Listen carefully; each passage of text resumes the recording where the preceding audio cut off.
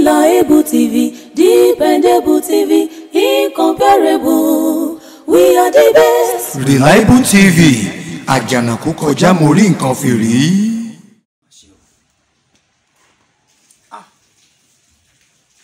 Kí ni ká pè yìí? Ẹ̀yin olùfẹ́ wa ní Reliable TV, níbi tí a ti ń dàbí ọgbọ́n tàbí bí òwe, tí a ti ń sọ gbogbo bí ó ti ń lọ lórílẹ̀‐èdè Nàìjíríà nígbà àwọn ìṣẹ̀lẹ̀ tí ó jẹ́ níwò tí à ń fún yín. Ẹ dákun foríjì wá gẹ́gẹ́ bí àpẹ́rẹ́ tí wá ti rí lọ́tẹ̀ yìí o, torí bí ọ̀dẹ̀ ò bá dùn bí ìgbẹ́ni lórí, ẹ sá ti rí pé kò sí fìlà ń bẹ̀ lónìí.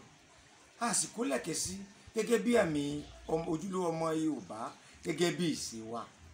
Àmọ́ bọ́ sí pàjáwìrì, ìbànújẹ́ sórí àgbà kò dòpò.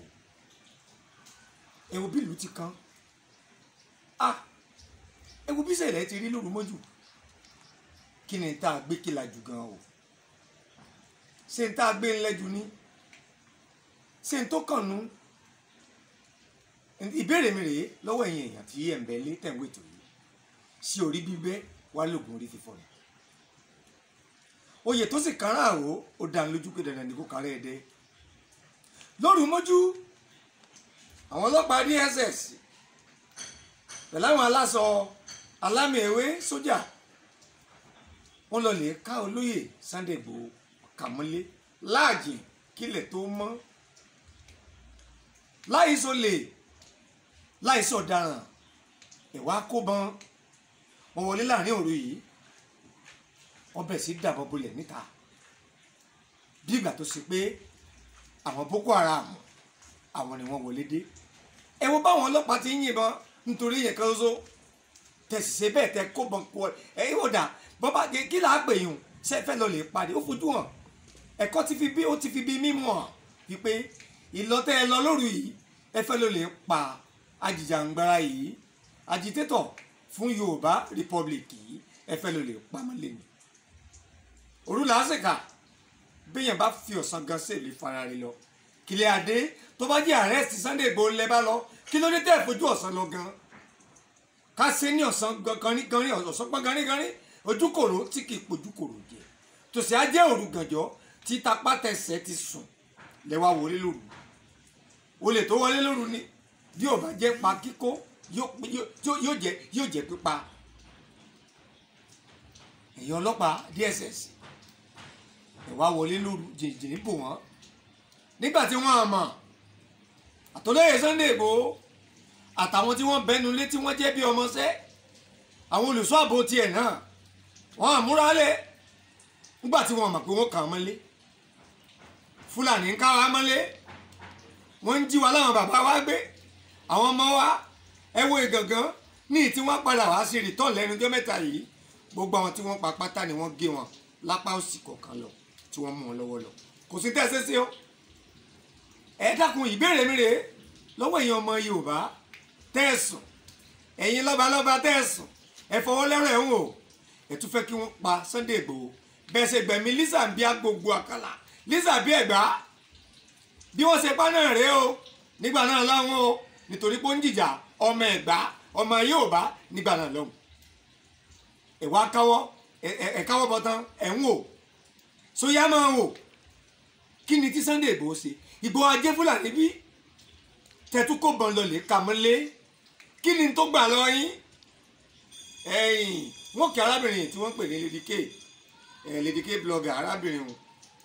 wọn gbé arábìnrin yìí táwọn ọkùnrin bíi 4 wọ́n kó wọn lọ lórí yìí o. Wọ́n sì pa èèyàn méjì lẹ̀ táwọn ẹ̀jẹ̀ ńlẹ̀ tí wọ́n fa bọ́dì tẹ̀jẹ̀tẹ̀jẹ̀ tí wọ́n ń wọ́ bọ́dì tẹ̀jẹ̀ ńlẹ̀ nulẹ̀ láìsọ̀gùn fi tí wọ́n ìsọdún. Ẹ̀wẹ̀ jẹ́ nulẹ̀ Igboho kí la gbé mi lájú tààràn yín wá gan. Àwọn kọ́kọ́ ń pè wọ́n ní unknown gunmen. Bẹ́ẹ̀ la tún padà rí i pé wọ́n tún ní DSS. Wọ́n nígbà tí mọ́tò gbéra láwọn tí wọ́n kó lẹ́yìn tí wọ́n ti pa méjì, mọ́tò dorí kọ̀nà wórodù ó forí lọ́nà Èkìtì. Àwa wí tán wọ́n ní kí Igboho kó sọ̀rẹ́ńdà ara rẹ̀ sí èyíkéyìí inú àgọ́ ọlọ́pàá tí ń bẹ lágbègbè. Èyí ò ní sọ́kà pé Igboho di wanted lórí kí ni tá a gbé, kí ni tó bá yín fà gan. Ṣé lórí ẹ̀tọ́ ọmọnìyàn náà ni? Ẹ wá wọnú ilé tí wọ́n ransáàkì ẹ wo gbọ́nú ilé tí wọ́n tú ẹ dákun ṣé kò wá ní dakaku pé wọ́n ló lè báyìí torí wọ́n kó góòdì o kò sí tí wọ́n kó tánu lé yìí o wọ́n kówó àárí denomination tó jẹ́ dọ́là owó tó jẹ́ àti denomination owó tí a gangan àrí gbogbo ilé gbogbo passport local passport international passport gbogbo ẹ̀ ni wọ́n gbọ̀n yẹbẹyẹbẹ tí wọ́n kó lẹ̀ láwọn tí wọ́n pera wọn ní DSS tí wọ́n pera wọn ní agbófinró yìí àwọn olè jàtìjàtì aláìdá agbófinró èyí tẹ́ ń gbófin ṣubú tẹ́ ń pera yín lágbófinró ẹ lọ lè ká èèyàn mọ́lé ẹ sì pa èèyàn méjì sáwọn tẹ́ ẹ pa yìí olóńdífá fún Sunday Igboho tẹ́ ìfẹ́ gbé ni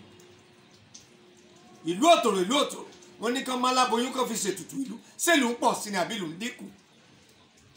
wọ́n wá rí bọn wọ́n ráwọn ìbọn wọ́n ráwọn aṣọ ìbílẹ̀ tó ṣe pé owó ẹyọ ń bẹ lára rẹ̀ tí ẹni ẹlẹ́ni fi ń ṣẹ̀ṣọ́ wọ́n láwọn tó rí kọ́fẹ́ ẹ̀yìn o torí náà Ìgbòho di wanted aláìdá nìyẹn o àwọn ìbọn tẹ́ ẹ rí yìí ẹ wá yí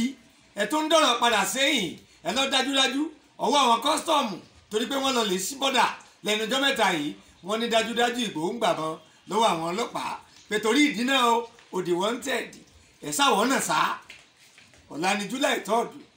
ọ̀la sátidé tó yẹ káwọn ọmọ Yorùbá káwọn ìlú Èkó wá káwá sí rálì ẹ wá dá àrà tó wù yín lóru mọ́jú láti lè sáàdì arákùnrin lọ́nà kí rálì mọ́ bá ṣe ṣe bóò ni ó ṣe é ṣe ẹ̀wọ̀n arákùnrin Àdògán tí wọ́n gbẹ̀mí rẹ̀ náà nulẹ̀ ẹnìkan kú lánàá ẹnìkan ṣe rálì lénìí ṣé bẹ́ẹ̀ ni wọ́n ti ṣe rálì ní Gani Adams ọ̀gá wa ńlẹ̀ Yorùbá ẹ̀yin àgbààgbà ẹ bá mọ̀ wòran wọ́n fẹ́ pa Sunday Igboho rèé o wọ́n fẹ́ pa Sunday Igboho rèé o àwọn tí wọ́n pa ilẹ̀ bí wọ́n lára o ẹ̀yìn ọ̀dà wọ́n wá bùṣe gàgà wọ́n bùṣe gègé torí bí ọba lọ́wọ́ ńlẹ́nu ní àlejò ní mọ́sàárì àfọ́jú wọ́n wá sí àkíyèsí ológbò kan nù lé lólógbò tí wọ́n gbà tí wọ́n rà nù lé nítorí àwọn àjẹlójú lé láwọn èkútélé nítorí awuyewuye nítorí àwa Yorùbá asọ̀rọ̀sọ bótò làwa Yorùbá náà bàbá sọ̀rọ̀ káfẹ́nu fasọya àìsọ̀rọ̀ àwa kan náà lajú Ìgbòho títí tí ológun ni ó lè disappear ó lè búbọn lójú atẹ́gùn ó lè pòórá ó lè wọnú igi ó lè wọnú omi láìsí pé ó ń ṣe tíátà ó ń ṣe fẹ́ẹ̀tì ṣé Sunday Igboho jẹ́ lápẹni tó disappear ló fi mọ̀ ni. gbogbo àwọn kan wọ̀nyí làwọn ọlọ́pàá ò fẹ́ gbọ́ ìjọba ò fẹ́ mọ̀ pé yẹn kan lóògùn wọn náà fi sọra wọn ní ìjọba amúnimóògùn wọn àgbàgbọ́ pé nìkan lè disappear wọn lọ lóru jẹta yìí wọn lọ pé ó dá ọyá wá disappear àmọ́ ẹ̀jẹ̀ Jésù ni tí ń bẹnu ayé Sunday Igboho àti àwọn àǹtún àwọn àfa ńláńlá tí ń ṣiṣẹ́ nu ayé Sunday Igboho ẹnìkan ìrátẹ́gùn mú kò jẹ́ kẹrì mú tó dá lójú pé tẹ̀wá rí Igboho mú lóru yìí àmọ́ tí ò bá ṣẹlẹ̀ ní àsìkò tá a wà yìí o ológbò tí ń ṣe eré tiẹ̀ nulẹ̀ ẹ̀kọ́ ológbò mọ́lẹ̀ ẹ̀lí Sunday Igboho òun ló transform sológbò ṣìṣẹ́ Igboho ṣe fẹ́ẹ̀tì ó dológbò ọlọ́wọ́n mú yín o ẹ̀yin olórí Nàìjíríà yìí ajá ò ní gbó kíyìn ẹ̀yọ o àwọn òwú ìtawà bá wí torí iṣẹ́ ọ̀bọ ni kó gbókìtì tiwa ni káwọn oṣù tọrọ fún yín kí ló dé tẹjú ìyá panijayé kí ló dé tẹ tàwa fún Fúlàní ẹ tàwọn Yorùbá Fúlàní ẹ sì gbowó orí wa wọn tà yín lágbá lọ́nà tọmọtọmọ láìpẹ́ yìí ẹ̀yin olórí wa Buhari àríṣẹ́ ẹ̀yin o ẹ̀yin ìjọ olóṣèlú káàkiri nítorí kó má bàa wà ní Èkó àti iṣẹ́ ẹ̀yin ti jẹ́ àdúpẹ́ ẹjá mọ́ bàbọ̀ náà lórí Reliable TV láwà ìkìlọ̀ pàtàkì gbogbo àtà ń pariwo ẹni tó bá máa tare lò tó lè gbé odidi atare méjì mi lẹ́ẹ̀kan náà ẹ̀yẹ jẹ́ apariwo rẹ̀ mọ́ o ẹ̀yin olórin tó jẹ́ pé ilẹ̀ kọrin tẹ́ ẹ jẹ́ kí Ìgbòho popular ẹkùn owó baba dami ó lè dìsàbí ó lè ṣe gbá ẹjẹ́ ó jẹ rodò gbogbo téèyàn bá ní ẹ̀jẹ̀ àgbèpamọ́ kó lè bà níyì ni ṣùgbọ́n tí mo mọ̀ rí pé àpárá ewúrẹ́ ẹ̀jẹ̀ àpè ewúrẹ́ àpárá àgùntàn ẹ̀jẹ̀ àpà àgùntàn owó ọmọdé òní kági òsè ó dé wọ̀ ẹ̀ ní rí Ìgbòho mu ò lágbà lọ́lọ́ tó bá jẹ́ lórí òtọ́ ló wà Yorùbá ìrọ̀rùn ó wọlé dé ìfọ̀kànbalẹ̀ ó jẹ́ ti alágbára Ọlọ́run a sì ní sẹ̀rú mọ́ ní Reliable TV àti ìkó bẹ́ẹ̀ ẹ má gbàgbé mo rí emergency ńlá fi ṣe yìí ká lè bá a sọ bó ti ń lọ ọdún rẹ o Àdògán àti àwọn tí